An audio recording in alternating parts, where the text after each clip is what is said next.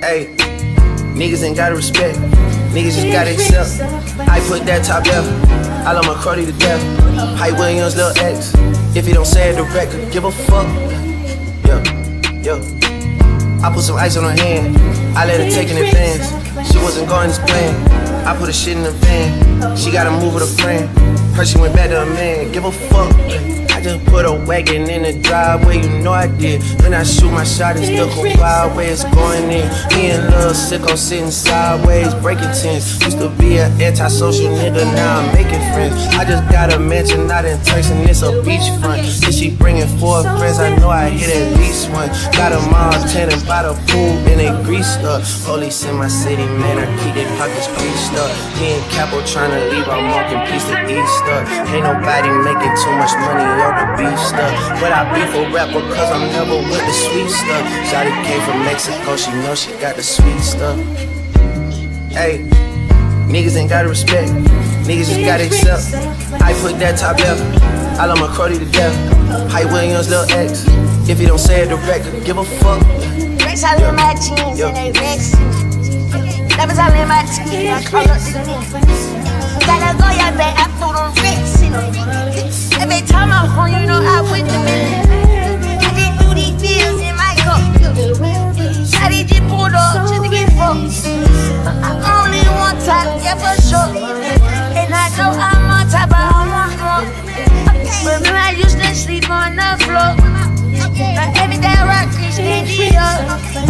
Now every day I gotta put me up for. Now every day I gotta put me up for.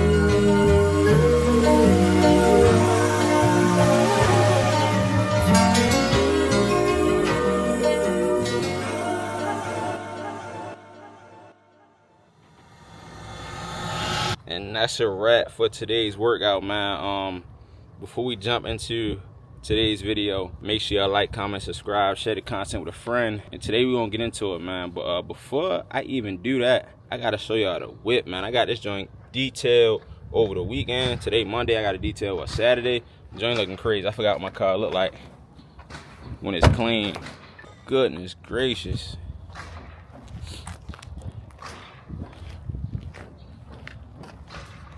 Joint clean. How long you had that? Since July last year. Electrical. Okay, yeah, how you like it? Got rid of it. Sheesh. Inside clean too. There's a whistle. Yeah, man. All right, y'all, so we about 4 weeks out from my first bodybuilding show. I had shoulders and a little bit of buys today. Session went real well. I practiced some posing and then I also practiced my routine. But in this video, y'all, what I really want to get into are the things nobody tell you about bodybuilding prep, right? Because everybody sees the body, they see the muscles, they see the leanness, you get what I'm saying? They see the confidence, they see the trophies, they see the medals, but they don't really get to see behind the scenes and what really goes into a bodybuilding prep. So I'm gonna be the one to be vulnerable and open up and really expose y'all to what it's really like being on prep and the things that nobody really tell you. Number one, I'm gonna start out with one that's not so widely known. It's just the convenience or lack thereof when it comes to bodybuilding prep. And when I say that, I'm referring to still having a life, having a career, having a family, having children, traveling, all the above, but still having to stay on program in terms of training, in terms of nutrition, in terms of sleep, in terms of hydration. That's a lot of things to juggle, and you can't really lack in any of these areas. To put things into perspective, right? For me, I travel. I like to travel. I haven't been traveling as much throughout this prep, and a lot of that is due to, me being on prep. But I have traveled, and I travel my family, my wife, my kids. And imagine packing for a trip. Of course, you gotta pack your outfits, you gotta pack underwear, you gotta pack your toiletries, you gotta pack your colognes, you gotta pack all that stuff, right? But now, being on bodybuilding prep, you gotta pack your food. Gotta take your food with you. You can try to get out of having to pack so much food by going to the grocery store when you get to where you're going, which is a good idea for those who travel on prep, which that can get expensive. So for me, I just packed all my food. Gotta pack that up in the car. You gotta think about keeping the food cool. We was doing road trips a lot because of course I'm not able to travel with all that food, and then the supplements. You gotta bring the supplements as well, the vitamins, the creatine, the fat burners. You gotta bring everything. You know what I'm saying? So it can get difficult trying to fly while being on bodybuilding prep. So we did road trips a lot when it came to traveling on prep. And then when you get to where you're going, you gotta stay in Airbnbs or somewhere with a kitchen or a kitchenette, because you have to prepare your meals when you get to where you're going. You need a microwave, you need silverware, you need dishes and utensils and all that good stuff. You need a refrigerator. Like, you need these things, so you can't just stay in your regular hotel room. You know what I'm saying? Which again gets a little more expensive because you need somewhere that can accommodate you and your needs and preparing your food. Thankfully for me, I at least have a partner who prepares my food for me. But if I had to prepare all of that food myself and pack it and travel, and I know I would be forgetting things, or I would just not do it, I would just not travel, you know, because it becomes a lot trying to juggle all of that at the same time. And then not only is it the food and the meals and the supplements you got to pack, and the water, you need I drink a lot of water, you know what I'm saying? I'm stopping 100 million times to pee because I drank so much water. But not only do you gotta bring these things, but training. You gotta find a gym. Gym can't just be any old hotel gym. You can try to do your thing at a hotel gym, but it's 9 times out of 10 it's not gonna work. You're not gonna have what you need. And for me, I need to get my training session in, and I need it to be what it's supposed to be, how it was drawn up when my coach put it together. So gotta find a gym. Gotta find a gym that's close by. Then when you on these vacations, you on these trips, you don't want to be training your whole trip away. You know what I'm saying? So you gotta be on vacation, still waking up at 4 or 5 in the morning to get your work out of the way early, so that you can spend the rest of the day enjoying the spots you went to vacation at. You feel me? Spend time with your family. You gotta still be able to do these things. You feel me? So traveling became 20 times harder. But again, if this is what you choose to do, I'm not complaining about it. I'm just letting y'all know what to expect and things nobody tell you as you get into bodybuilding and still trying to maintain your lifestyle. It's very inconvenient, I'm not gonna lie. Which leads me into my second point. Like I said, I have a family, I have 2 children, I have a wife. I also have a business, I have clients, I have a gym. I'm not able to spend as much time with my family as I would like to, due to me having all these things going on while on bodybuilding prep. Due to me being on bodybuilding prep while still maintaining my business. You know what I'm saying? That's a sacrifice you gotta be ready to make. They understand, well, my children, they don't know what's going on, but my wife understands, she's very supportive. But at the end of the day, do we wish we could spend more time together right now? Yes. But again, we understand what comes with the sport. You're gonna miss out on spending time with family, and then I have siblings and I have cousins and I got friends, and sometimes I'm missing out on events with them because either I'm training, I'm tired, or I just don't have time in my schedule because I'm balancing bodybuilding prep and a business and my family. So I do miss out on things due to me being on prep. Next, we got the money. Being on bodybuilding prep is expensive. You feel me? If you think just buying groceries is expensive, try getting on bodybuilding prep. That's expensive groceries on steroids, because I'm getting all of the high quality food, and I'm getting it often. Like I'm making trips regularly to the grocery store, getting 93.7 lean ground beef and chicken breast, and I'm not getting the single chicken breasts. I'm getting a family pack. I like going to Sam's and getting theirs because they give you a lot, but even that, like I'm finding myself in Sam's very frequently throughout the week to re-up, because I eat a lot of chicken breasts, I eat a lot of ground beef, I eat a lot of these same foods. I eat a lot of bananas, a lot of sweet potatoes, a lot of green beans, and it gets expensive. And then not just the groceries, but the supplements. Supplements are expensive. The vitamins, the fat burners, the prebiotics, probiotics, digestive enzymes, these things are expensive. Protein powders, creatine, this stuff add up easily, quickly. You feel me? I'm taking this stuff daily, 7 days a week. So again, I'm in vitamin shop very frequently. Like I load up. Like when I go, because I hate going to the grocery store. I don't like going to vitamin shop. So when I go, I stock up. You feel me? But I still find myself having to go back so frequently because again, I'm taking this stuff 7 days a week, multiple times a day. You feel me? When I say taking this stuff, it sounds crazy. I'm all natural. You know what I'm saying? All natural. I'm talking about supplements, vitamins, protein, creatine, and food. You feel me? My intake is very frequent and is daily. So I gotta re-up so much. You get what I'm saying? It's expensive. And then I'm also paying for my coach. You feel me? I gotta pay my coach every month for his expertise, for his guidance, for his programming. So bodybuilding is expensive. You got gym memberships you gotta pay for, which I would have been paying for anyway. But you know, this stuff add up. You get what I'm saying? Next is the obvious one. It's the eating, the diet, and the nutrition. It's tough. It's very, very, very tough. Bulking is tough. Cutting is tough. You feel me? Trying to eat when you're not hungry is hard, and not being able to eat when you're starving is hard. They both, I don't know which one is tougher. Well, actually, this how I explained it to people that asked me, that we had this conversation. So bulking and trying to eat when you're physically at capacity it's difficult physically.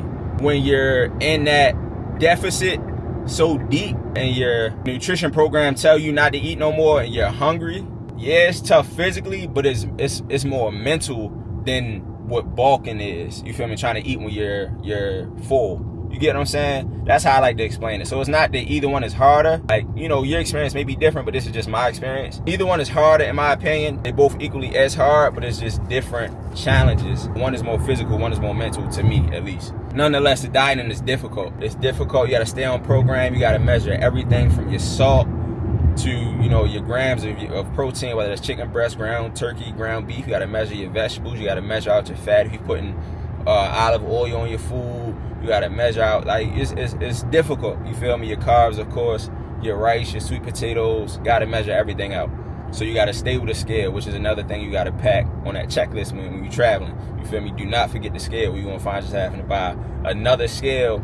You know, spend additional money when you didn't have to, if you would just remember to bring your scale. But the dieting is a challenge, man. It's a challenge, but it literally will make or break your physique. So it's very, very, very, very, very, very important that you stay on plan. Hey, man, and something I was not prepared for when I started out and I really started eating as much protein as I was eating. Mind you, I was in a bulk and I was eating a lot of food, a lot of protein. My body was just burning off this food and these calories so much, and I was trying to bulk. I really had to be in a surplus of food, and with that came a surplus of protein. And what I was not prepared for was the protein farts. You feel me? If you've never been around a bodybuilder on prep, you're not a bodybuilder yourself, you may not understand, but the protein farts, bro, like the protein gave me so much gas.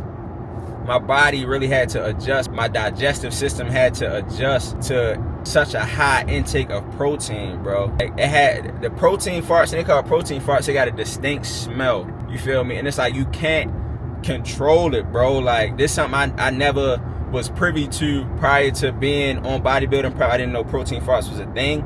You feel me? But they real. You feel me? Ask Kenya, she'll tell you. I appreciate her for sticking with me through that phase of my prep, because it wasn't pleasant. You know what I'm saying? But the protein farts is a real thing. Give them bodybuilders grace as their bodies adjust, because you can't control it, and it's better out than in. You know what I mean? So protein farts is something nobody is telling you about, but I'm gonna tell you. Then from the mental aspect, something nobody is really talking about is the body dysmorphia. And this can get deep. This one can get deep. Because on one hand, you might not be getting the results, or you might not be thinking or seeing that you're getting the results as fast as you would like, or you think they should be happening.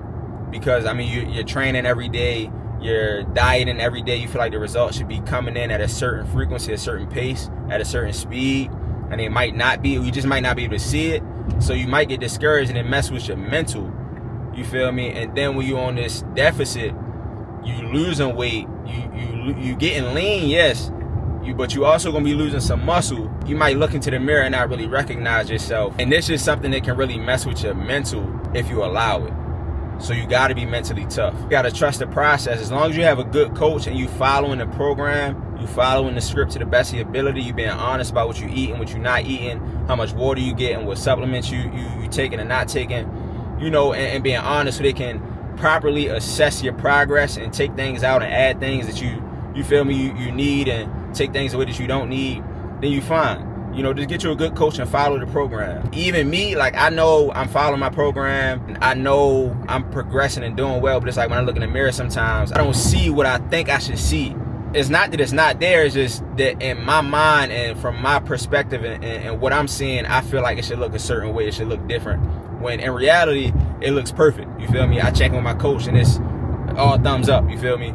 But it's just tough when you're going through that process and you seeing yourself and you're in the mirror every day, you doing check-ins every day, and you training every day, eating the same stuff every day. It's kind of hard to see your progress sometimes. So it's a few different things that can mess with your mind as you're on this bodybuilding prep. You got to be able to overcome, and you just got to shift your perspective sometimes and just trust the process. You know, you're going to be all right. Just make sure you're on plan, you got a good coach, and just follow through. You feel me? It's light at the end of the tunnel. The last thing I'm going to just finish off with, the discipline versus motivation topic, because in bodybuilding prep, like, it's so monotonous, it's so repetitive. You're doing the same thing, you're doing the same workout, you're eating the same food. It's hard to stay motivated. You're not going to be motivated to train. You're not going to be looking forward to eating unless you in a deficit. Then you're looking forward to your food. But it's like the motivation is gonna leave quick. You're gonna be on that high in the beginning, and you're gonna have like moments and spurts of motivation throughout your prep.